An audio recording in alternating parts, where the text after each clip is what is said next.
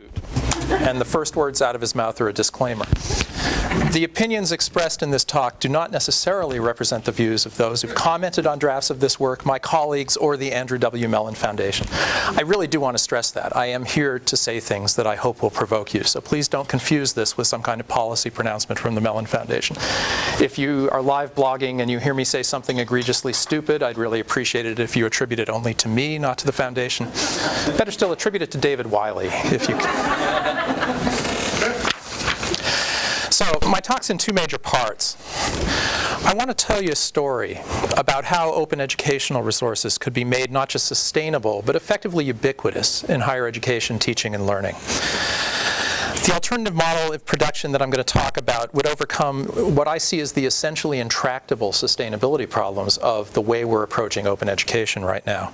But it would also require institutions to make substantial changes in the way that teaching and learning are conducted. In fact, once you hear me talk about the necessary changes, you may be tempted to conclude that they're really not possible. However, there are some important reasons why I think presidents, provosts, chief financial officers of institutions should take them seriously. It could help some of them achieve new institutional success. It could help some of them survive. Others may need to worry about it just because it might become a real competitor for their institution sometime soon. Then I want to talk about what the feasibility of a model like this might mean to you as an advocate for open education, because I assume that that's what most of you are in this room. What it might mean in terms of how you should allocate your efforts. If change like this is possible, do we really want to spend our time trying to tweak, say, OER textbooks, not to pick on any one piece of the movement, but tweak some aspect of the current model? If change like this is likely, even inevitable, do we want to take the risk that it might happen without including open educational resources because we were so busy rearranging the deck chairs on the current model? So once I've raised those questions, and I'm going to shoot for about 25 minutes, so if you came in here to sleep, if you set your alarm for 25 minutes, you'll wake up just in time to contribute.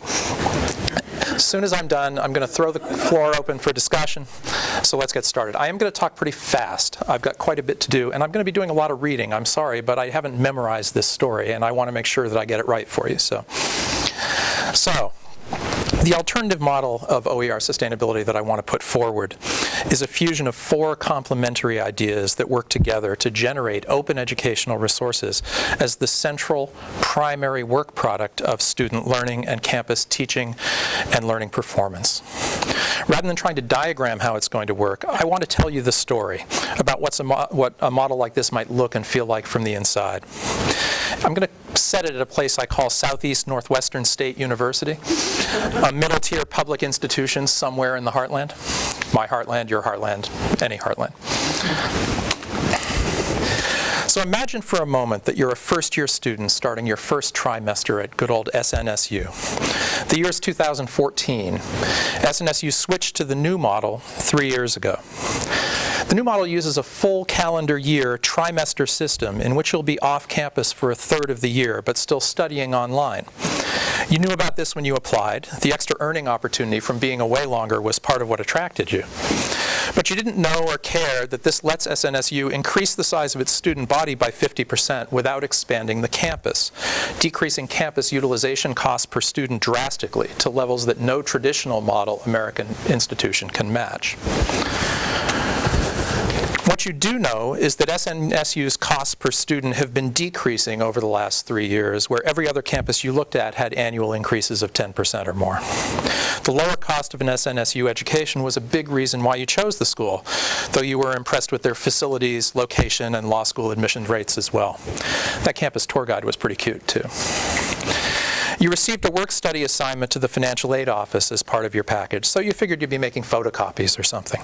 But when you arrive on campus for orientation, you discover that you and your peers are actually going to be running the financial aid office and making all the awards. In fact, there's only one actual employee in the office for a school of 30,000 students. It turns out that the same thing is true for several other campus administrative units. They call this peer production, and they tell you it's an integral part of SNSU's business model. The idea of deciding how much money new students are going to receive is a bit intimidating, but the seniors in charge seem to know what they're doing, and your initial assignments make sense, so you go with it.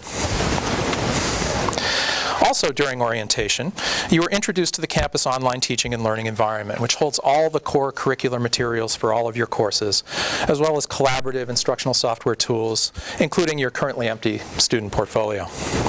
Within the environment are two technologies that the presenter says will be broadly used in your studies. The first is called SideGuide. They call it your personalized tutor. And the second is called Discourse. It's your knowledge generation environment. Your high school had e-portfolios, so you recognize that some of the features that they're describing to you are pretty advanced. You've never heard of either SideGuide or Discourse before, so you listen and watch carefully as the presenter walks you through them. SideGuide, it turns out, uses something called evidence-based cognitive learning theory to provide individualized assistance with learning almost anything for which there's a single correct answer. The presenter says it'll let you master the same amount of content in roughly half the time as traditional study with good or better retention, which sounds good to you because you're hoping to have a social life. Fortunately for your peace of mind, it doesn't occur to you that they may have increased the workload in your classes accordingly. You've been using instructional software since Reader Rabbit, so even though the presenter says that SideGuide takes things to a whole new level, you're feeling pretty comfortable. On the other hand, the Discourse tool is entirely unfamiliar territory. You learn that it's based on a social cognitive theory called knowledge generation, which makes tacit knowledge more explicit and makes it easier to learn for students having no background in a subject. Discourse uses a group-based approach to explore and make explicit the reasoning process itself, as well as the types of knowledge, the different types of knowledge that reasoning can generate. You also learn that the early versions of Discourse concentrated solely on scientific reasoning, but now it's been generalized to cover modes of analysis and reasoning found in interpretive arts and humanities disciplines, as well as scientific fields. So you can and will use it almost everywhere in your studies. The demonstration seems easy enough to use, but it also seems pretty obvious, so you don't entirely believe the presenter when she says it will help you to learn to think like the pros in all the different disciplines you'll be studying. Still, you're hoping to go pre-law, and SNSU offers its pre-law and pre-med students special optional SideGuide and Discourse modules for legal and medical reasoning. The instructor says they've substantially improved graduates' law and med school admissions. You don't know much about the MedCats, but the LSAT scores she shows you are better than anything at any of the other schools you looked at, so you figure anything that might help on the LSATs is fine with you. Finally, the presenter explains that everything in the campus online environment is an open educational resource, available to anyone who wants to download it from anywhere free of charge. You've seen OER before, but she also adds that all of the content in the repository was authored by SNSU students as part of their classwork in previous seasons. That's a little startling, even though you read it in the brochure back when you were looking. They do all their teaching based on the work of their own students. She tells you that by the time you graduate, a great deal of material in the repository will have your name on it as well, so that your parents and prospective employers can see for themselves the quality of your work. That sounds a little intimidating, especially when she shows you a couple of examples of what other students have done before you. Still, the thought of actually producing something that others would see and use is exciting. It occurs to you that your kid brother might use something you write in his classes. She finishes by showing you how every piece of OER content in the learning environment has grades and student names attached to it, but that they're only visible selectively at your control, at the instructor's control. She shows you, too, how all of your work is automatically tagged to go into your e-portfolio, so you can show it to employers and anyone else you like. You can let them see the grades, do whatever you want to do with it. It's not just your portfolio, she says, it's also your transcript. So orientation now behind you. It's 9 a.m. on the first day of class, so you're sitting in History 101, American history from the indigenous peoples to the Civil War.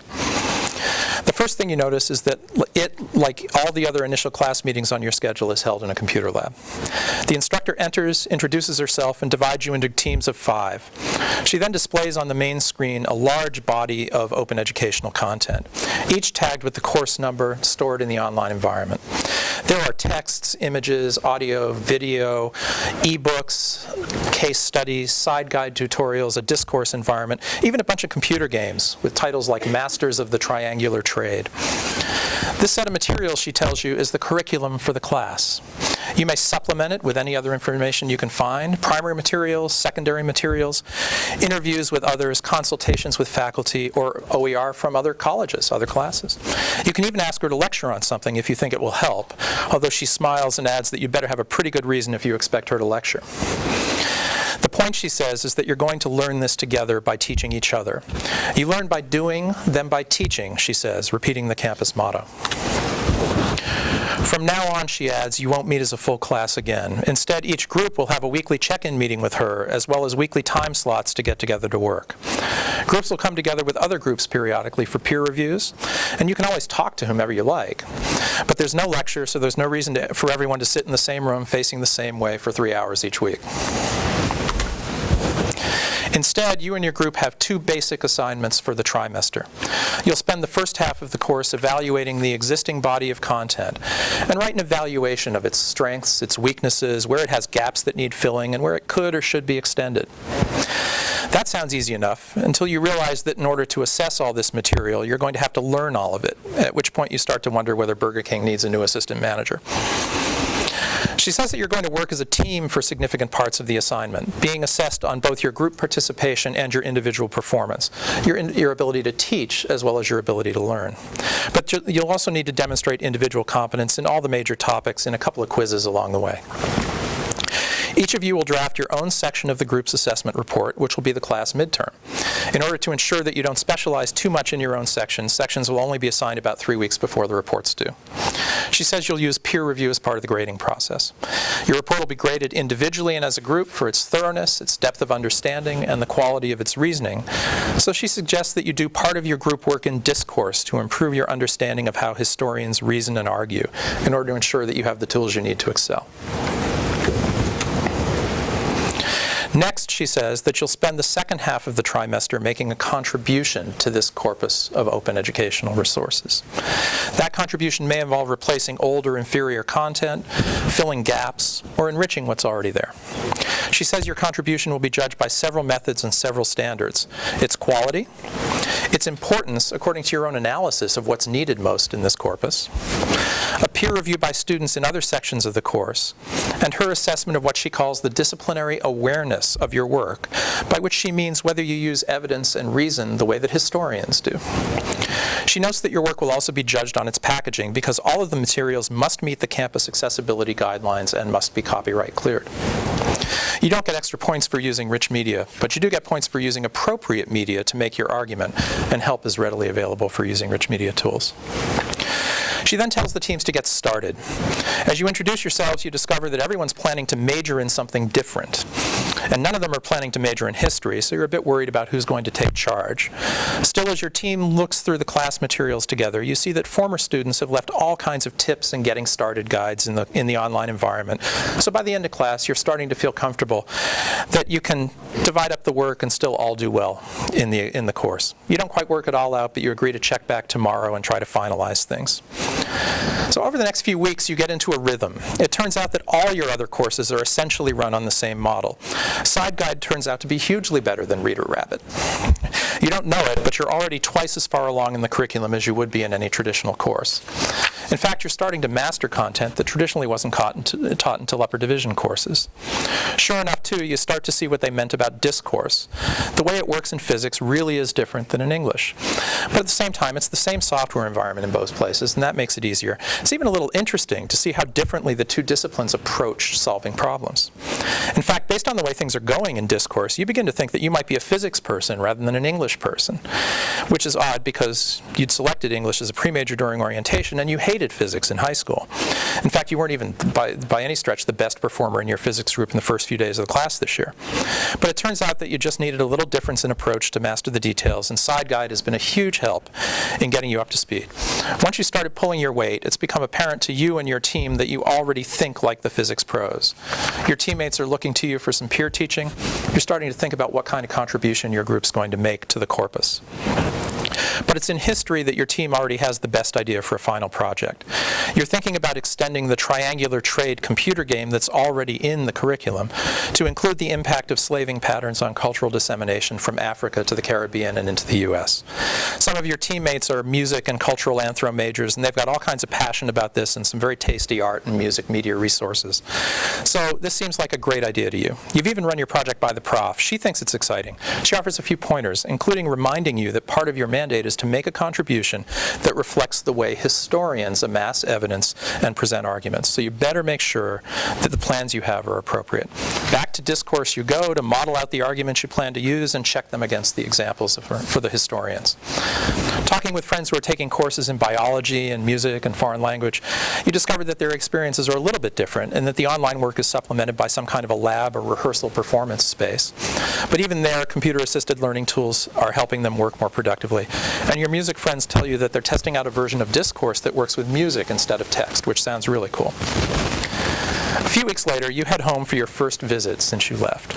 Your older sister is also there. She's a second-year student at utterly prestigious university. She's griping that her car blew 2 tires on the way home just from the weight of her textbooks, and that there isn't a professor on campus who knows her name. While you're noodling away at your English assignment remotely via your smartphone, you tell her that you're on a first-name basis with all your profs and use the smartphone to show her what you're doing, including the projects. Being the annoying know-it-all that she is, she scoffs. That isn't learning, it's organized playtime for students who can't cut it at the real universities. So you take a look at her homework and offer to help her with her physics and her English assignments later that evening. So that's the end. That's my story of next-generation teaching and learning with open educational resources, and I'm sticking to it. During the discussion, feel free to question any part of it you want, but for right now, I'd like to assume that the story is basically plausible so we can tackle the question of why a president or a provost of a university might even take a second to think about trying it. Also, as you think about the question, try not to get bogged down too much in the details, right? There are a lot of ways a story like this could actually play out. The core point I want to focus on is that a combination of 4 ideas, peer instruction, peer production, computer-assisted learning, and a new cost model for delivering higher education services, has the potential to deliver a compelling educational experience to students and a compelling value proposition to institutions, to campuses, at the same time as it produces an immense accessible corpus of open educational resources. So I'm sure we can all think of a few exemplary courses on our campuses that have some aspects of some of these approaches already in use. In fact, I mean, if you've been here for more than 20 minutes, you've already heard people talking about doing a lot of these things in bits and dribbles inside their own institutions. Still, I think we'll all agree that taken as a whole, this model represents a pretty dramatic departure from almost any curriculum offered at almost any campus today. Why shouldn't your provost just laugh you out of the office? Well, one good reason is that almost everything I just described is not fantasy, but reality. Allow me to introduce you to one of the most interesting nonprofit colleges in the world, Brigham Young University's Idaho campus. You see, I lied to you. The fictional SNSU isn't fictional at all. It's based on the model that BYUI is using today and that it used recently to increase its enrollments from 20,000 to 30,000 students without expanding the campus significantly. And yes, they really do use students to staff the financial aid office. According to one of their senior administrators, there's only one professional staffer in that office for a campus of 30,000 students. What's more, the economic results aren't fictional either. In a nation where campuses average 12% annual increases in cost per student, BYU Idaho averages cost decreases. The BYUI model has several components that work together to drive down cost per student in ways that no traditional higher education institution has been able to match. And unlike the fictional SNSU, they've been achieving annual cost reductions for closer to 10 years than to 3. So even if your provost isn't ready to adopt this model, it ought to make him or her very, very nervous. Given the disparity in cost curves, BYUI could do to traditional U.S. higher education what Walmart did to the traditional department stores, creating an entirely new cost model against which traditional institutions can't compete. And this isn't a cut-down education. BYU is a nonprofit residential campus having essentially the same mission as most of our campuses, serving a student body at least as socially, racially, and economically diverse as yours or mine, and delivering an educational scope and quality that is at least the equivalent of what most nonprofit colleges in the U.S. are delivering today. One thing that BYUI isn't doing fully yet, but that could increase its competitive advantage still further, is to accelerate student productivity by incorporating into its teaching and learning practices some of the computer-assisted initiatives I described. In the real world, those projects aren't called Side Guide and Discourse. They're called Carnegie Mellon University's Open Learning Initiative and the University of Toronto's Knowledge Forum. And they, or projects like them, there are a lot of these things out there, I picked 2 that I happen to know a little bit about, have the potential to allow campuses to change the game in instructional productivity the same way BYU is doing for administrative and residential productivity. When you couple that with BYUI's commitment to peer instruction, you have all the elements needed to create the open educational resource sustainability model that I believe we're all after. Note that I haven't actually mentioned OER at this moment. There's a reason for that. OER can add considerable value to the story. But the one piece of fiction in my story was the presence of OER. Right now, today, open educational resources are nearly invisible in all of this innovative, transformative work. Of all the institutions and projects I mentioned, only the Open Learning Initiative is committed in any serious way to open educational resource production. And OLI has so far been unable to find an open sustainability model that can cover the pretty significant startup costs of creating a new course. Knowledge Forum sells its work on a closed model. It's affordable, but it's a closed model. Also, as far as I know, BYUI hasn't made a strong decision on OER one way or the other. But note that nothing about what the school is doing requires them to use OER. They can get some additional wins if they do, but they're getting plenty of big wins already, so their motivation isn't guaranteed. In short, while the story I told showed OER is integral to the benefits available to institutions adopting the new model, OER is not essential to that new model. And I think that should worry all of us. It's really the only optional piece of what I presented. Both the cost savings and the peer instruction approaches of BYUI and the productivity gains of OLI and Knowledge Forum work just fine on closed content. Worse, right now, closed content-based sustainability models are all any of them have. There's a clear possibility that they could find a self-sustaining model using student peer production of their content, but so far that's just an idea. So we can imagine them switching to OER, but there's no good reason to believe that they're going to do it without some effort and persuasion on our part. That brings me to what I call the OER Innovators Dilemma. I borrowed the phrase from Clayton Christensen's book, The Innovators Dilemma, and if you've ever read that book, you probably recognize in it a lot of the conceptual foundations of BYUI's new cost model. The OER Innovators Dilemma is this. If we try to achieve OER sustainability using the current model through initiatives like OER textbooks, we will be spending years tweaking a system that may be on the verge of being supplanted. And when we find that it has been replaced, we may find ourselves back at square one in terms of the model that replaces it. Why square one? Well, you know, it's surprising how often the relationship between intellectual property innovation and openness is U-shaped. First, we create something new and put it out for anyone to play with. That's true whether we're talking about the early days of software, when firms had to share code just to make the mainframes run. It's true when we're talking about the early days of the internet or about the early days of the web. Next, though, tends to come a phase of rapid commercialization, where we essentially hand over our high-value intellectual property to commercial vendors in pursuit of some immediate benefits. That's the commercialization of software, the commercialization of the internet, and the commercialization of Web 2. We're seeing that already in the projects I've discussed. Even the Open Learning Initiative has a sustainability model based on a closed source services offering on top of the open source content. And commercial imitators are already putting together wholly closed solutions that are actually kind of likely to eat OLI's lunch. Similarly, the Knowledge Forum has created a .com to sell the product on a closed basis. Outsourcing is followed by a period where the objectives of the vendors gradually diverge more and more from those of their customers, leading to a deep trough of loss of control, essentially a loss of sovereignty over our own intellectual property and over the technology that's supposed to be serving us. That's followed by a period where we struggle rather furiously to climb back up the hill to reclaim what we gave away so easily. That climb back is what happened with the free and open source software movements. Finally, if we're fortunate, we end up on the far side of the valley in the wide open spaces again, at least until the whole cycle repeats with the next wave of innovation. So what does this have to do with my story? Well, right now, all the components of this new transformative model for higher education are still in the very early portions of this U-shaped curve. But like other innovations before them, all of them are trending down, not up, on openness. Once they get too far down that curve, it's going to be a long, expensive process to haul them back up again. On the other hand, if OER advocates intervene right now, I think you could make a substantial difference. I can think of at least two contributions that would be huge.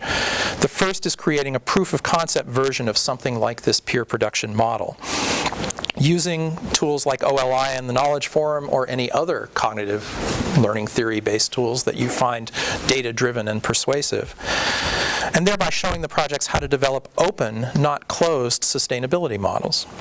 The second would be to talk with any schools that start to adopt the new cost model, including BYUI, and help them to identify the additional wins that a student peer production OER model could deliver.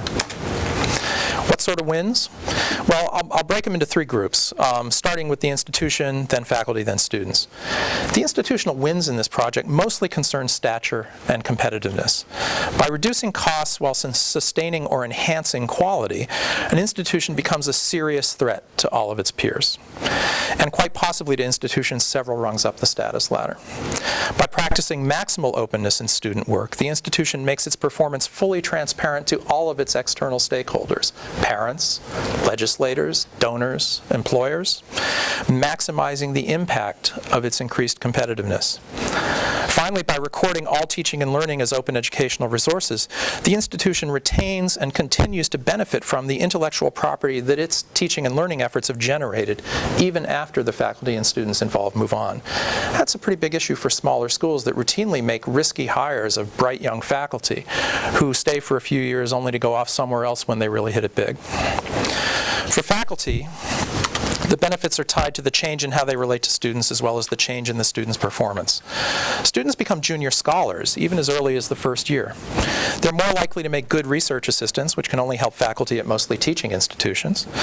After the initial transition, the effort required to supervise the course is not only less, but actually more congenial, because it's closer to the model one uses with graduate students. In fact, students trained this way are likely to be more successful in grad school admissions, which also helps your department's standing as a faculty member as well as your own. For the students, the primary benefits are that one receives a better education and one's better able to leverage that education to get where one wants to get to in life.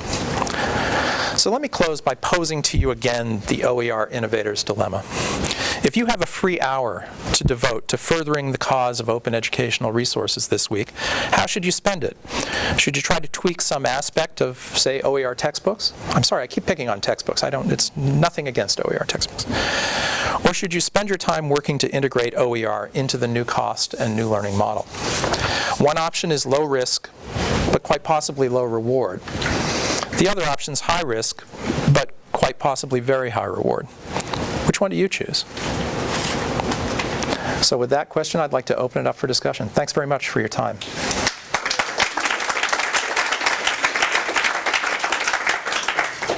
So now we find out if anyone stayed awake through the story. Thoughts?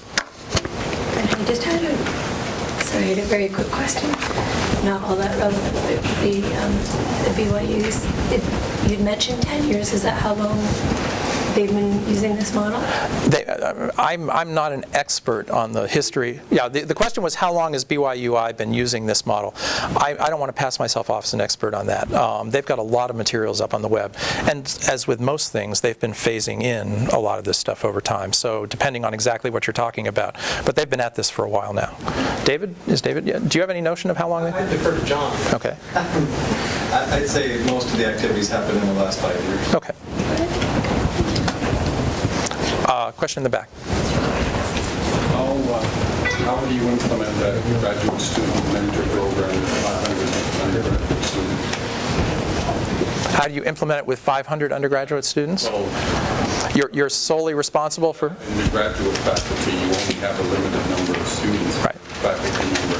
Undergraduates, you have substantially more. And you're saying that there's a mentoring role for faculty. And how does it work? I'm saying that the peer teaching model moves faculty into a more of a mentoring relationship with students as opposed to a didactic relationship with students. The sage on the stage, guide on the side sort of argument. I'm not trying to make a strong claim that you now become bosom buddies with every one of your undergraduate students. I think that's, ideal, but not wildly likely. Well, I'm just looking at 500 in the class and the faculty member and the mentor. One of the things, right. You get much mentoring out of it. One of the things you clearly do in these classes is you don't have classes of 500, right? You don't have classes of 5 either, but you do balance things. BYU, I think, targets 30 as a sweet spot for class sizes.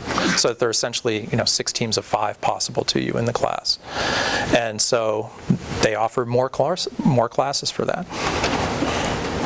You have you've drastically reduced your cost per student. That doesn't mean that you're not going to pay more in some categories to instruct 30,000 students than you did 20,000 students. It's the unit cost that you've reduced, right? Yeah.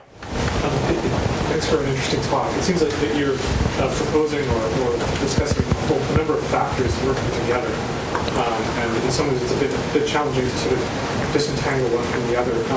One of them, though, that I think presents some difficulties in my mind anyways, is this sort of form of reasoning analysis and cognitive analysis that you're talking about. And you mentioned knowledge form from UT. I mean, I don't know how it's being used at BYUI, but It's not. I didn't think so. And I think that To the best of my knowledge. Yeah. yeah, I mean, I don't think that, I sort of see OER and a lot of the things that are happening in this area as really being a different approach, right, where it's not the, I mean, knowledge form is sort of a social software in a very broad sense, but, it's attempting to sort of model or somehow represent written knowledge in some way, shape, or form, right, whereas OER is much more about, working with media rather than trying to instantiate some sort of cognitive structures or some sort of cognitive theory on pieces of software. So Previous generations approach to the model. And I would say, too, that, I mean, if you were to say something in history or English, that there's certain forms of reasoning that need to be, that are inherent in the subject matter, and I think and that can be represented in software. I think they would find that very unimpressive and insensitive to what they're talking about, right? I mean, I think if there's a piece of software for English for you people to work with, it's a word processor. That's the type of cognition and representation that's important in probably both. Okay, so two comments. The first being that you suspect that the particular examples of computer-assisted instruction that I mentioned might not be ideal, and the second being that you question the validity of one of those two in particular. Is that a fair summary? I mean, this sounds more about what people are talking about with learning objects and sophisticated systems that would somehow serve the cognitive environment so that people use it rather than, I mean, OER seems to me to one of the things that's promising about is that it's more about media, right, as it's about cultural objects and wealth, rather than talking about some sort of cognitive support systems. I mean, there are differences of views in terms of these things, right? My point here is to stress the fact that the vision of OER that you're articulating has not, over a period of however long you want to claim since the opening of open educational resources as a movement, has not managed to find itself a sustainability model. This is a potential sustainability model. It leverages technology as well as peer-developed content. I'm not trying to claim in any sense that this is the only model. I'm not even trying to claim that this is, in terms of the particular items that I mentioned, a viable model. These pieces, those two particular pieces, are exemplars of the fact that there have been tremendous strides made in data-driven computer-assisted learning environments, and it would be foolish for any model of institutional education not to take full leveraged advantage of them. Which ones you pick, which ones you love, I'm perfectly willing to, I'm actually probably one of the less qualified people in the room to have that conversation. But you see the CAI part of it as being an intrinsic part of the business model that you're...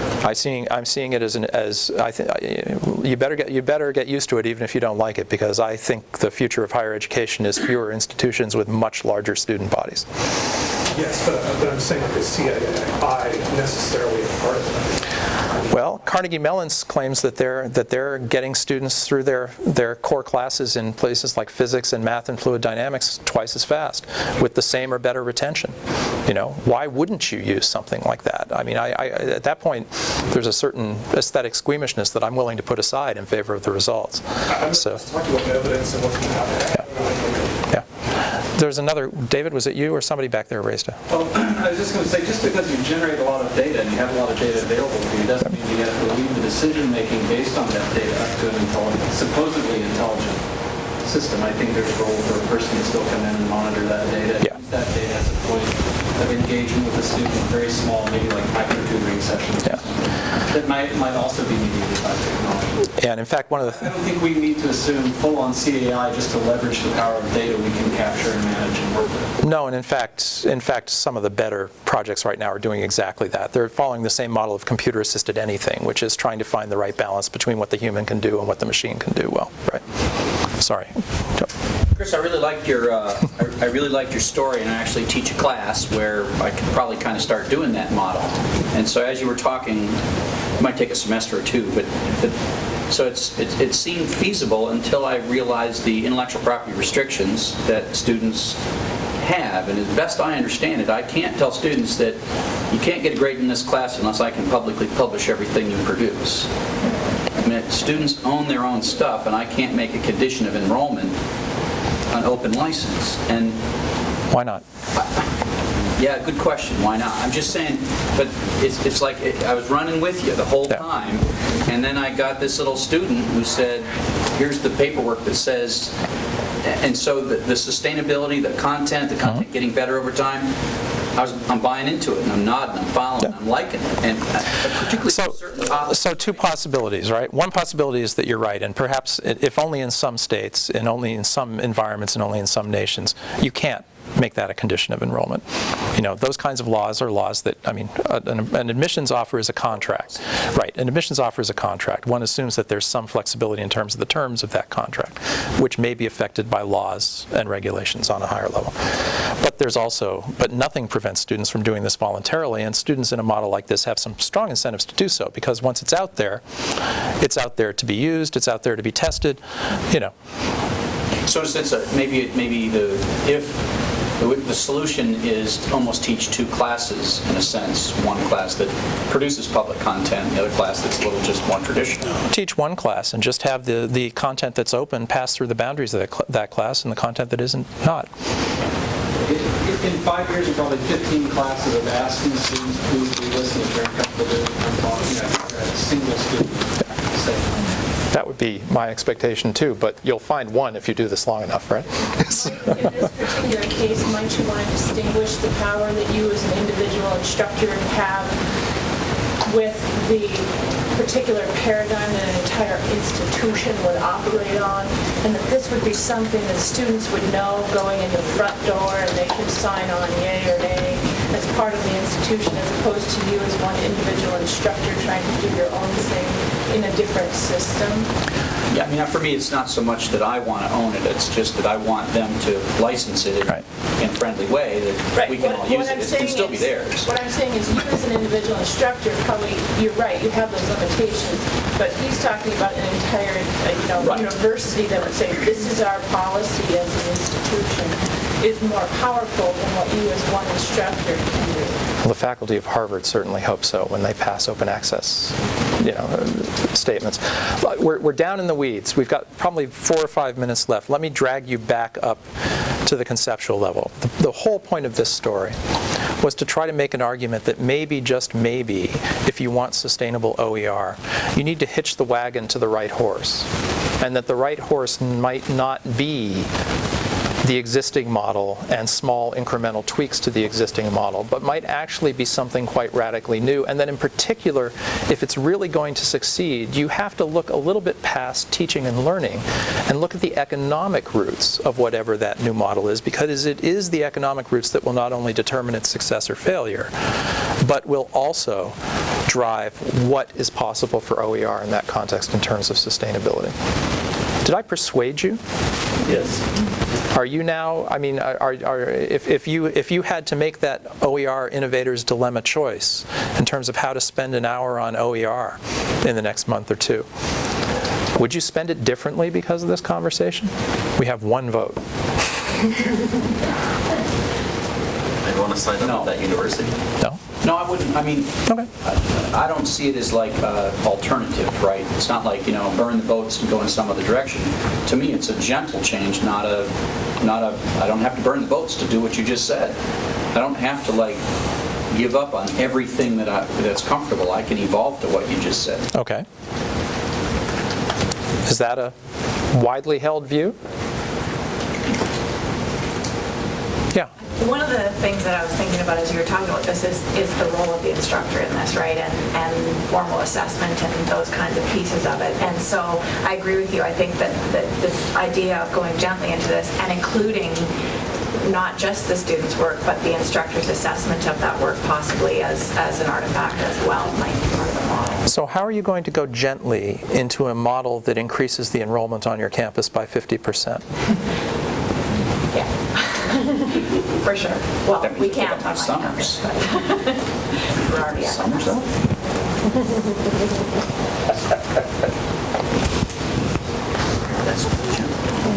We've got 3 minutes. Somebody, other points? Answer your question. If folks are ready, the answer to your question is we'll find a way, not look for the right way.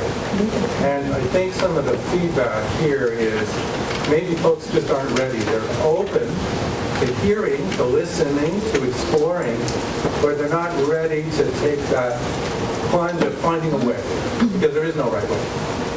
Just a thought.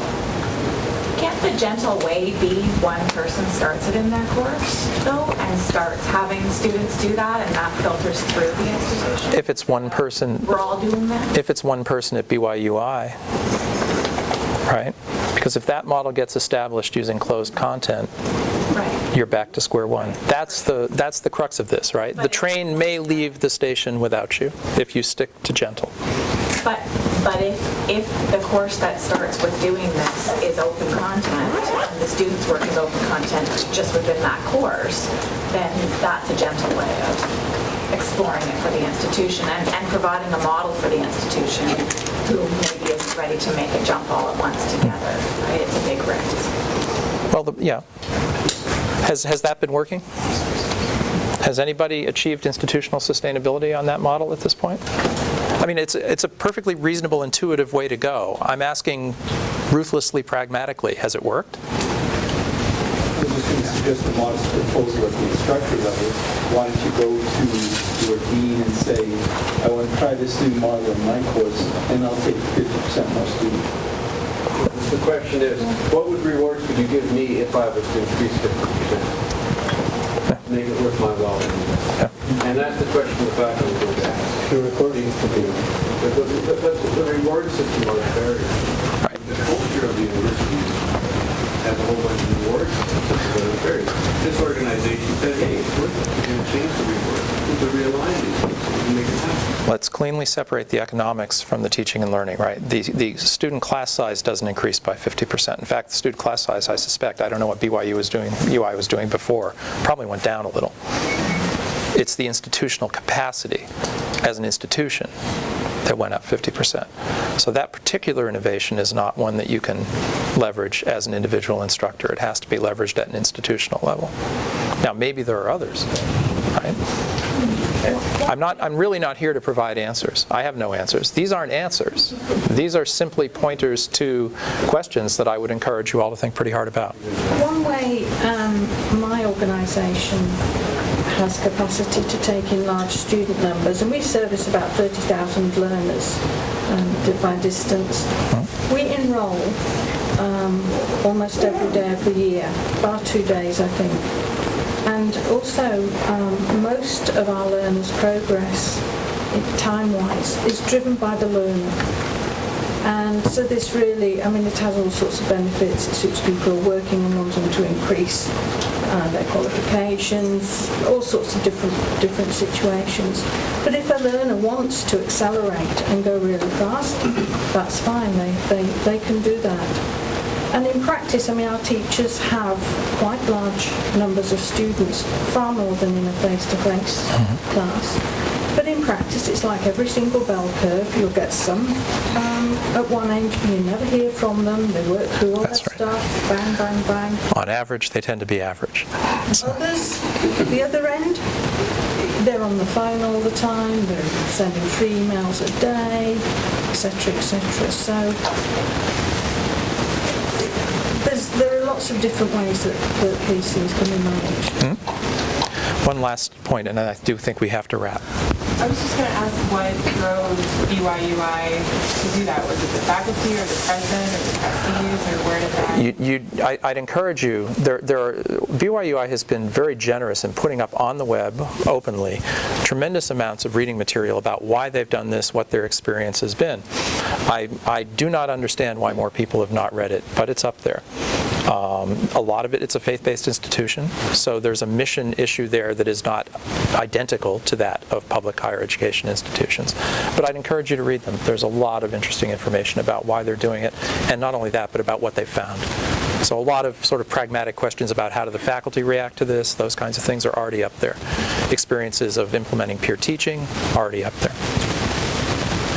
All right, one last question, I guess, and then we'll go. Well, I love a lot of what you're saying, and I have to say, first of all, I'm coming from a rather foreign environment and a lot of discussion with us. I teach in architecture, and I run an architecture school, so we do studio-based teaching. So this idea of peer instruction, peer production, we've been doing it for 500 years. And the kids, it's a cultural thing, you know, they love to have their stuff published, it's a real cool factor. The minute they come in the doors, whether it's a paper or it's their projects, this is not even an issue for us whatsoever.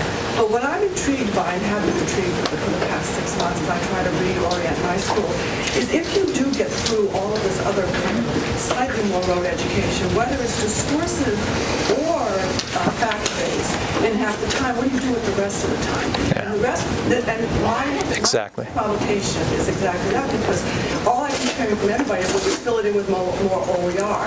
My I make with my faculty is, instead of everything being about brain thinking, do we have other things which are more the handcraft thinking, which creates a different way of thinking? Or what I'm getting my faculty convinced about is if through OER this group can get twice the information they ever got in half the time. That means my faculty are out doing their research, maybe even practicing architecture, and what it allows me to do is to create a lot more project-based, small, agile lablets of very, very concentrated, highly focused research that the students take on themselves, which actually I happen to connect to the rest of the world, a very international network. So this notion of what do you do with the rest of the time is way more interesting discussion to me than just. Yeah, I think that's brilliant. The question for the folks at home was, if you're really achieving double the productivity in your teaching and learning, what do you do with the spare time? Do you do the curriculum twice as fast or twice as rich? And the opinion came down strongly on twice as rich. Well, no, I'm even saying other modes of teaching. Right. You move essentially, it opens up possibilities that are transformative in such a fashion that the question itself has to be restructured. Now that we've completely settled this, yeah. I think it's a good idea to give a round of applause.